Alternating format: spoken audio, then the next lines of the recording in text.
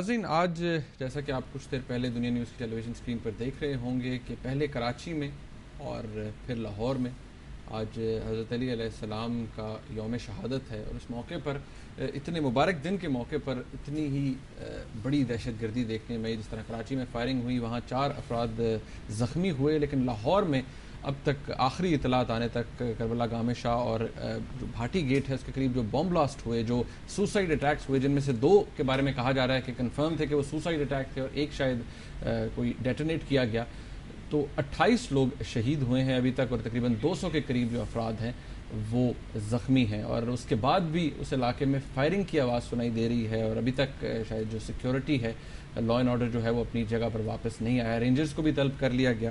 تو ناظرین ہم کنڈولنس کرتے ہیں، تعزیت کرتے ہیں ود آل ہیوملٹی ان تمام لوگوں کی فیملیز سے جو آج ہم میں نہیں ہے اور اس اندوناک واقعے کا، اس اندوناک دہشت گردی کا شکار ہوئے ہیں، ہم تعزیت کرتے ہیں، اور ہم ان کو بھی ایک میسج جو ہماری طرف سے ہے، ہماری پورے ٹیلی ویژن نیٹ ورک کی طرف سے، وہ یہی ہے کہ اللہ تعالیٰ انہیں صبر دے اور تاکہ وہ اس پریشانی کا، اس مصیبت کا سامنا کر سکیں۔ آج کے پروگرام میں ناظرین ہم بات کریں گے سپریم کورٹ کے حوالے سے، اس کے علاوہ جو آج کیونکہ آپ کو معلوم ہے 18ویں ترمیم کا کیس ابھی تک چل رہا ہے سپریم کورٹ کے اندر، کچھ انٹرسٹنگ آبزرویشنز ہیں معزز جج صاحبان کی طرف سے، ان کے بارے میں بات کریں گے۔ کل انفیکٹ پرسوں جو 32 کے قریب انفیکٹ جو ایڈیشنل ججز ہیں ہائی کورٹ کے، ان کے بارے میں ایک انٹرم آرڈر دیا گیا تھا، اس کی لیگیلٹی کے اوپر کل ہم نے بات کرنی تھی، لیکن کل اور بہت امپورٹنٹ ایشوز تھے، اس کے بارے سے بات نہیں ہو سکی، تو آج اس حوالے سے بھی ہم بات کریں گے۔ نیب کے حوالے سے بڑی امپورٹنٹ ڈیولپمنٹس ہیں آج ہی کی تاریخ کی، اس حوالے سے بھی ہم بات کریں گے، اور کل ایک اور امپورٹنٹ ڈیولپمنٹ ہوئی جس کے بارے میں ابھی آپ کو نہیں بتاؤں گا، بٹ ڈیورنگ دا ڈسکشن ہم سیٹی صاحب سے بات کریں گے۔ سیٹی صاحب سب سے پہلے تو آبویسلی ہم کنڈول ہی کر سکتے ہیں جتنے لوگ آج شہید ہوئے اس واقعے میں، ایک بڑی ٹیریبل انسیڈنٹ ہے۔ جی ہاں، کچھ لوگ، میں ٹیلی ویژن ابھی سن رہا تھا، کچھ لوگ کہہ رہے تھے کہ یہ شیعہ سنی قسم کی سیکٹیرینزم ہے۔ میں اتفاق نہیں کرتا کہ یہ کچھ شیعہ سنی کانفلکٹ ہے۔ دراصل اس کے پیچھے وہی ہاتھ ہے جس نے پولیس کے اوپر لاہور میں اٹیکس کیے، جو ہماری فوج کے اوپر اٹیکس کر رہے ہیں، جنہوں نے احمدی کی جو مساجد ہیں، جن کو مساجد وہ کہتے ہیں، ان پہ اٹیکس کیے، جنہوں نے داتا صاحب کے اوپر اٹیکس کیے، جنہوں نے بریلوی تحریک کے لیڈرز کو مارا اور شیعہ کو مار رہے ہیں۔ یہ ایک ہی تنظیم ہے، ایک ہی سوچ ہے، اور یہ سوچ القاعدہ اور طالبان کی سوچ ہے، وہ افغان طالبان ہو یا وہ پاکستانی طالبان ہو یا وہ پنجابی طالبان ہو جنہیں کہتے ہیں۔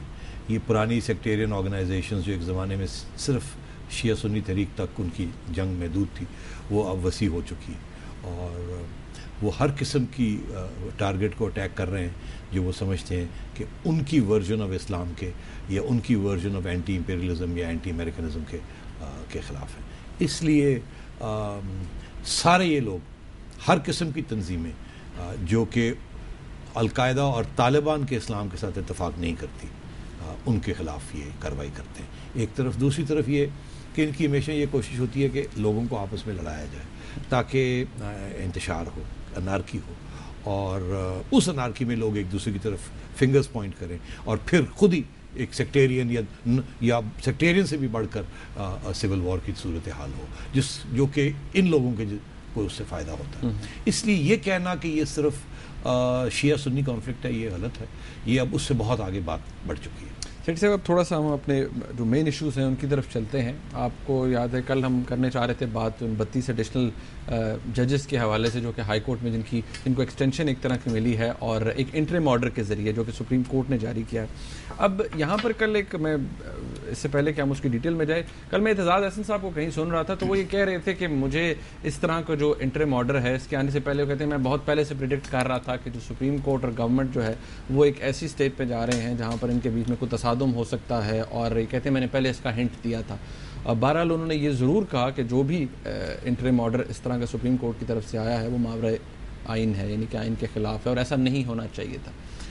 اب جو ایک آرگومنٹ ہے میں دونوں آپ کے سامنے رکھتا ہوں، ایک آرگومنٹ یہ کہتا ہے جی کہ کیونکہ نئے 18ویں ترمیم کے بعد جو نیا سسٹم ہے جس کے ذریعے ججز اپوائنٹ ہوتے ہیں وہ سسٹم ان پلیس نہیں تھا، اس لیے ایک عدالتی بحران پیدا ہونا تھا ستمبر کے مہینے میں، جس میں سب سے پہلے بلوچستان ہائی کورٹ کے سوائے چیف جسٹس کے آپ کے علاوہ تمام ججز فارغ ہو جانے تھے. تو اتنے بڑے بحران کو اوائڈ کرنے کے لیے سپریم کورٹ نے انتہائی قدم اٹھایا جس کے نتیجے میں ایکسٹینشن دی گئی. اب آپ کیا کہتے ہیں؟ یہ میرا خیال ہے یہی آرگیومنٹ سپریم کورٹ نے دی ہے نا جی کہ ایک کانسٹیٹیوشنل وائڈ پیدا ہو رہا تھا، ویکیوم پیدا ہو رہا تھا، اس کو ہم نے فلفل کیا ہے. اگر نہ کرتے تو کانسٹیٹیوشنل انارکی ہو جاتی یا کانسٹیٹیوشنل ڈیویشن ہو جاتی ہے، ویکیوم آ جاتا.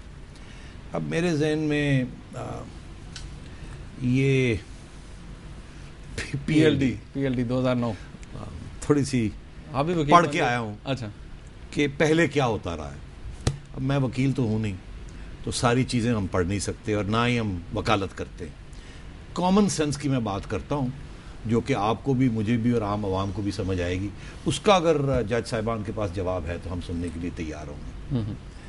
الجہاد کیس 1996 جسے ججز کیس کہا جاتا ہے، المشہور ججز کیس، اس میں ایک بہت سے پرنسپلز لے ڈاؤن کیے جو کہ افتخار چودھری صاحب سی جے کی جو 31 جولائی کی ججمنٹ تھی پچھلے سال کی، جس سے بہت سا سہارا لیا گیا الجہاد کیس کا. وہاں ایڈ ہاک ججز کے بارے میں اور ان کی اپوائنٹمنٹ کے بارے میں بڑے واضح طور پر دو باتیں کہی گئی تھی.